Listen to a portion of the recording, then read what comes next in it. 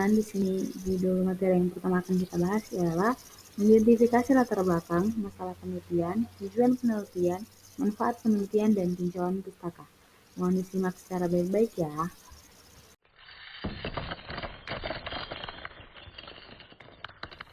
Baik, di sini materi pertama yang kita bahas ialah mengidentifikasi latar belakang masalah penelitian. Latar belakang merupakan yang pertama kali dibahas dalam bab 1. Dalam latar belakang diuraikan tentang alasan atau justifikasi mengapa penelitian tersebut perlu dilakukan dengan menguraikan besaran masalah, keseriusan masalah, kesensitifan masalah. Masalah yang didukung dengan data menunjukkan bahwa kejadiannya valid atau kebenarannya dapat dipertanggungjawabkan sesuai dengan fakta. Fakta-fakta tersebut diuraikan dalam bentuk narasi disertai dengan justifikasi yang didasari oleh hasil penelitian orang lain, teori yang mendasari penelitian, dan pengalaman peneliti. Selanjutnya, latar belakang penelitian mencakup komponen-komponen masalah yang perlu diteliti berdasarkan di mana yang pertama ada pengamatan peneliti, kajian pustaka, dan hasil-hasil penelitian terdahulu yang merupakan bahan pertimbangan, justification, penetapan fokus penelitian dan hipotesis bila diperlukan. Selanjutnya, latar belakang penelitian mencakup komponen-komponen masalah yang perlu diteliti. Selanjutnya, latar belakang masalah penelitian sekurang-kurangnya memuat hal-hal secara berurutan masalah penelitian, skala penelitian, kronologis masalah, dan konsep solusi. Nah, yang pertama ada masalah penelitian berupa fenomena atau faktor yang ada dan teori atau referensi yang mendukung. Dan yang kedua, skala masalah berupa besarnya masalah dan pengaruh yang timbul terhadap kesehatan, waktu terjadi pada saat ini, apakah semakin meningkat, tempat kejadian, karakteristik masyarakat yang terkena. Kemudian yang ketiga ada kronologis masalah berupa penyebab masalah dan dampak dari masalah. Dan yang terakhir ada solusi berupa konsep pemecahan yang sudah dan yang akan digunakan. Baik teman-teman, kita sudah membahas materi tentang latar belakang penelitian.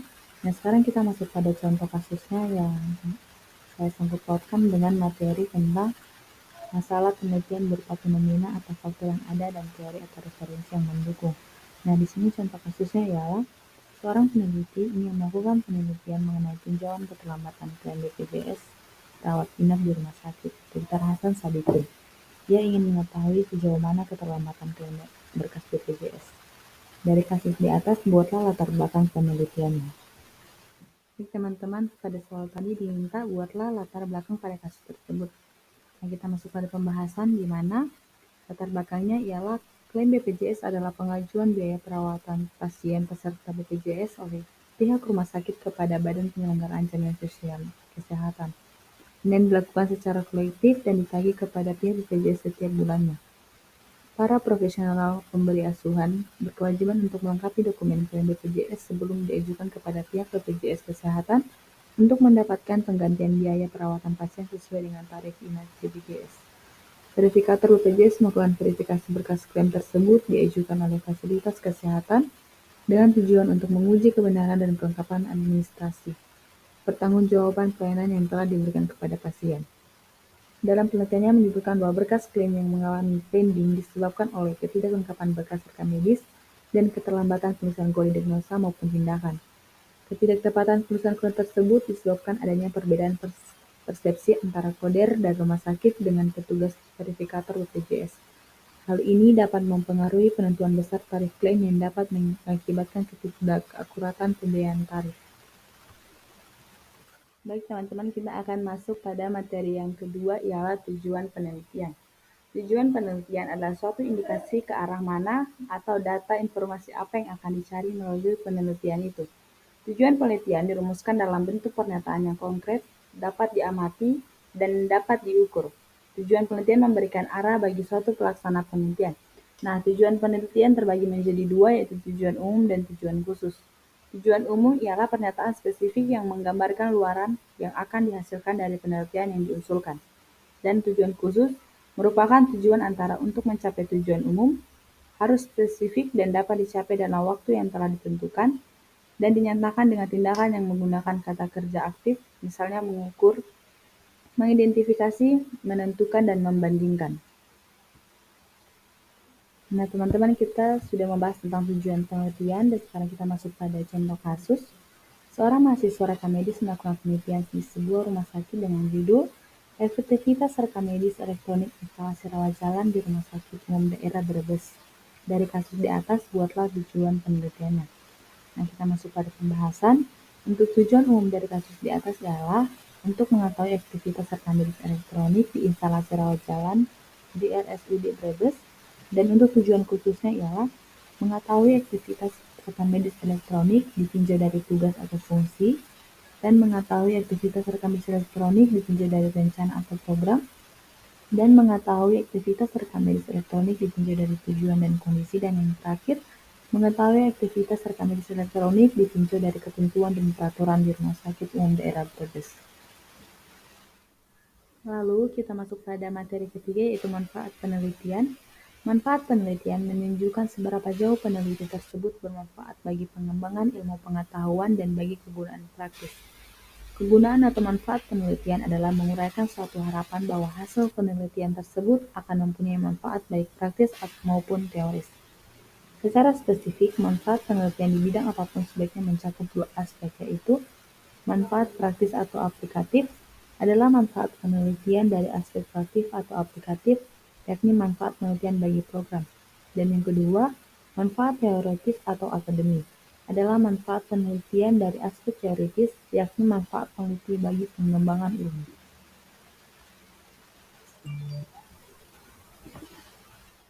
Nah, teman-teman, kita telah membahas tentang manfaat penelitian. Sekarang kita masuk pada contoh kasus.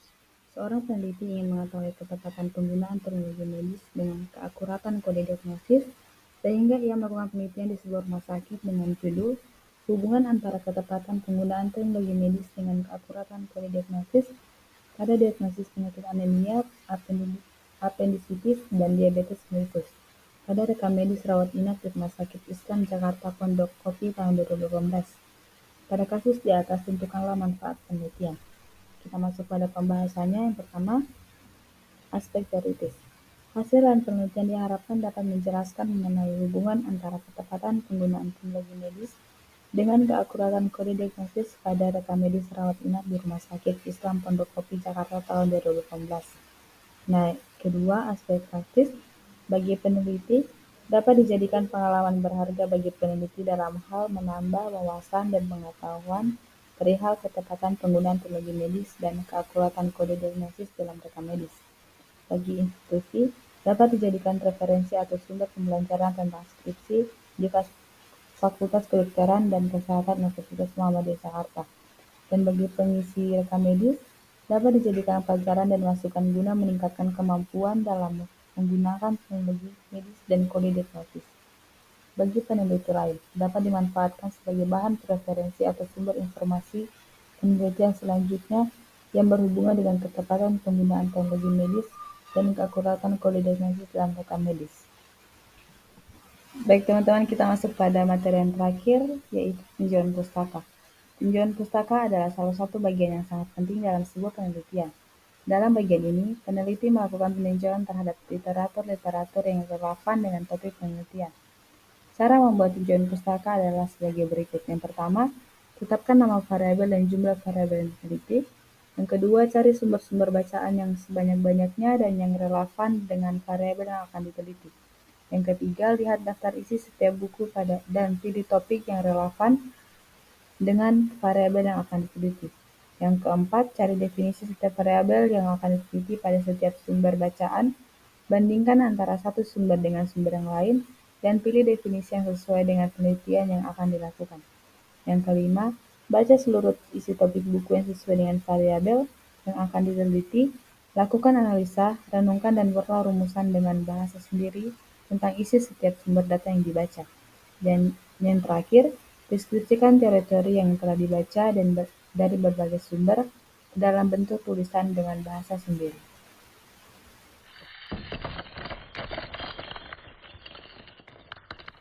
Baik teman-teman, selanjutnya kita akan membahas tentang mengidentifikasi kerangka teoritis dan penyusunan hipotesis. Nah teman-teman, di sini ada kerangka teoris nih. Kerangka teoris ialah penyusunan teori merupakan tujuan utama dari ilmu karena teori merupakan alat untuk menjelaskan dan memprediksi fenomena yang diteliti. Teori selalu mendasarkan fakta, didukung oleh dalil dan proposisi.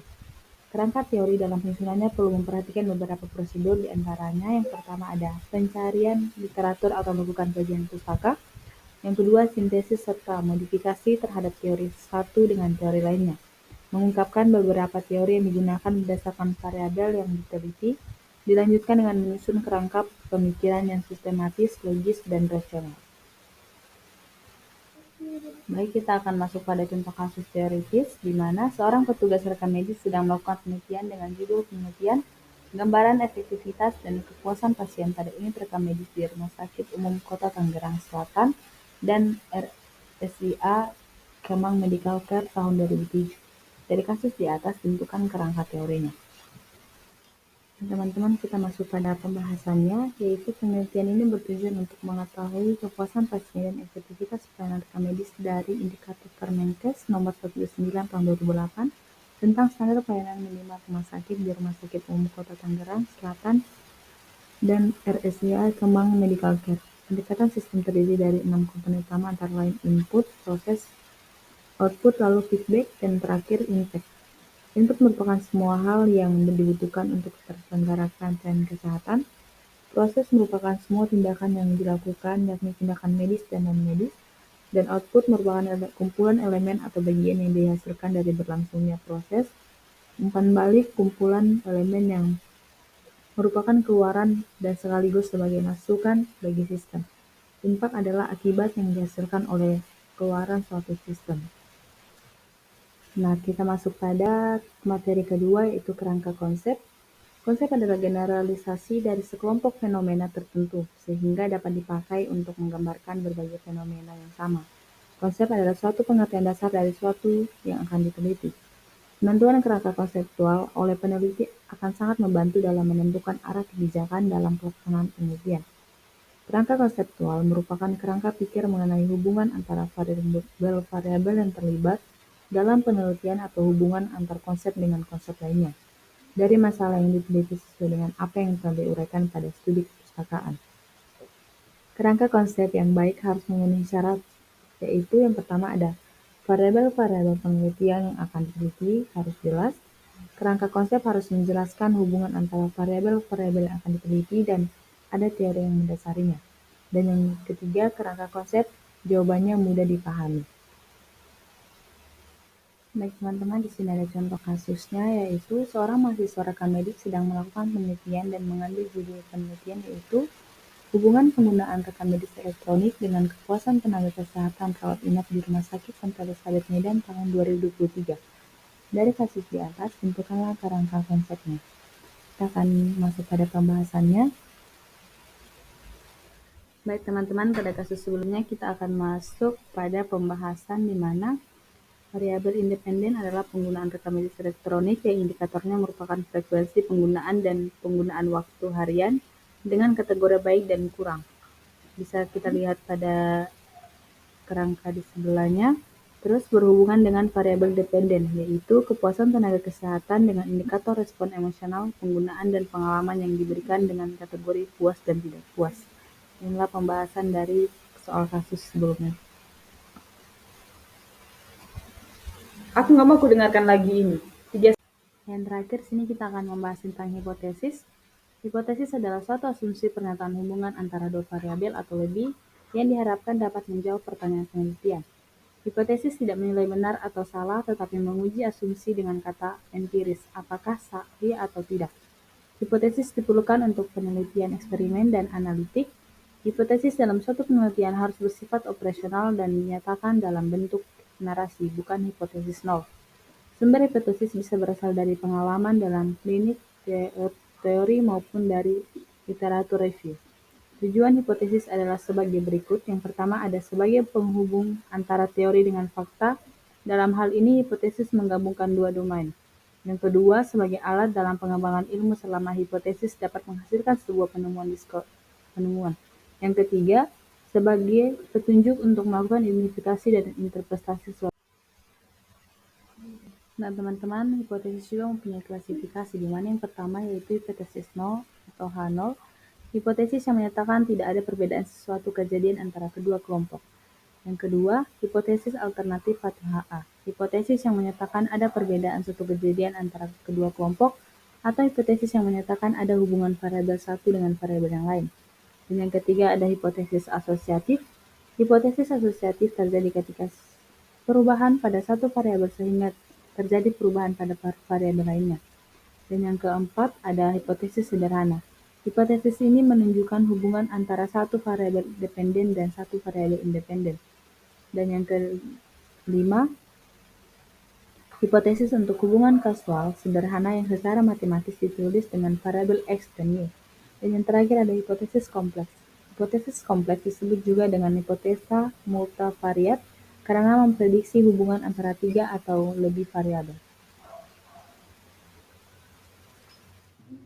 Baik teman-teman, dari hipotesis tadi saya ada membuat contoh kasus di mana seorang perekam medis sedang melakukan penelitian dengan mengangkat judul pengaruh motivasi perawat terhadap ketepatan waktu pengembalian berkas rekam medis rawat inap di Rumah Sakit Umum Daerah Kota Madiun tahun 2017. Dari judul tersebut, tentukanlah hipotesis dengan kasus di atas, di mana saya mengambil dari HO sama HA, di mana HO-nya tidak ada pengaruh antara motivasi perawat terhadap ketepatan pengambilan berkas rekam medis dirawat inap Rumah Sakit Umum Daerah Kota Madiun tahun 2017, dan HA-nya adalah ada pengaruh motivasi perawat terhadap ketepatan waktu pengembalian berkas rekam medis rawat inap di Rumah Sakit Umum Daerah Kota Madiun tahun 2017. Baik teman-teman, sekian dari